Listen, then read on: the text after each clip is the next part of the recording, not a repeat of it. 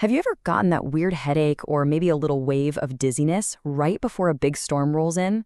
And for years, maybe you were told, it's just a feeling. Well, today, we're going to get into the science that proves you were right all along. You know that feeling? A little off balance, foggy, maybe dizzy, just as the sky starts to turn gray? It's something so many people experience. But for the longest time, the medical world had a huge question mark over it. Was this a real biological thing, or was it, all in your head? And for decades, this was pretty much the standard answer. You'd go to your doctor and say, I think the weather makes me dizzy, and the response was often to write it off as subjective or even psychosomatic, which is really just a clinical way of saying they thought it was all in your head. So how in the world did we go from it's all in your head to actual hard science? Let's dig in.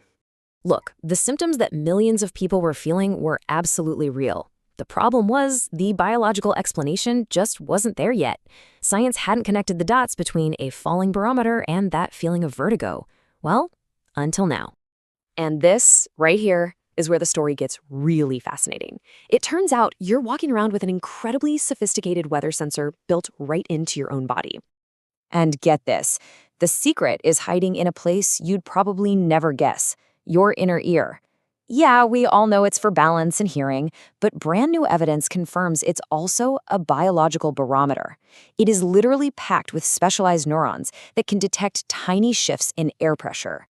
This incredible discovery finally gives a name and a solid scientific backbone to what's known as meteoropathy.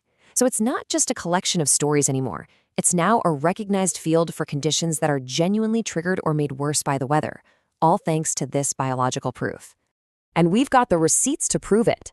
In animal studies, when scientists lowered the barometric pressure inside a lab, they could literally see a spike in activity in the exact neurons responsible for balance.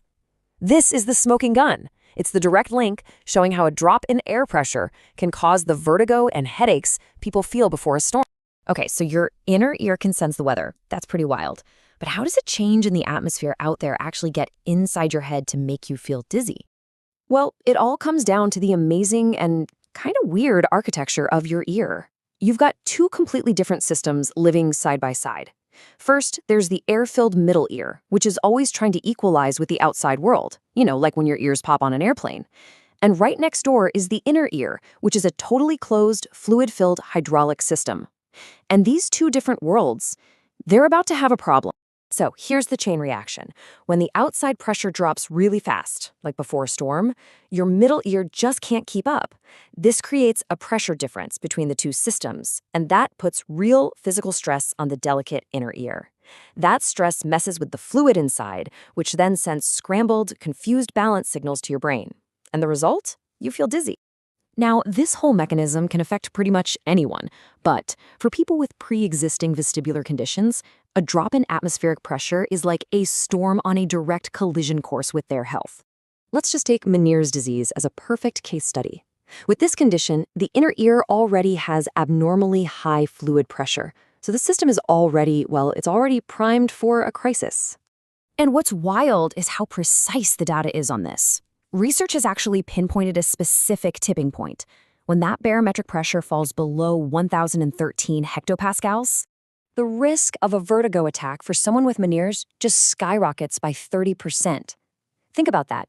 This isn't just a vague feeling. It's a massive, statistically significant, and predictable trigger. And it's not just Meniere's, not by a long shot. For another really common vertigo condition, BPP, the effect is so consistent that studies estimate it leads to one extra case per ear, nose, and throat clinic every single day that the pressure drops. That's a huge impact. And different chronic balance disorders react in their own unique ways. For some folks, their brain is already on high alert, so even a tiny internal pressure shift feels enormous. For others who rely heavily on their vision to stay balanced, a simple foggy gray day can be totally debilitating because it takes away their visual cues. And then there's this, which is just incredible. Some people are so sensitive to the rate of pressure change, they can literally feel a storm coming a full 24 to 48 hours before it even arrives. So, what does this all mean? Now that we've finally bridged that gap from a mysterious symptom to actual science, what's the big picture? The crucial takeaway, the thing to really let sink in, is this: that feeling of being under the weather is no longer just a subjective complaint.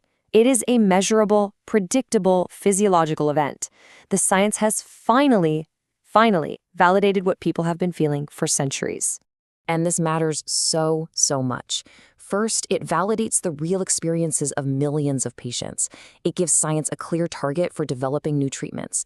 And maybe most importantly, it completely transforms the conversation between a doctor and a patient, from one of doubt to one of collaboration.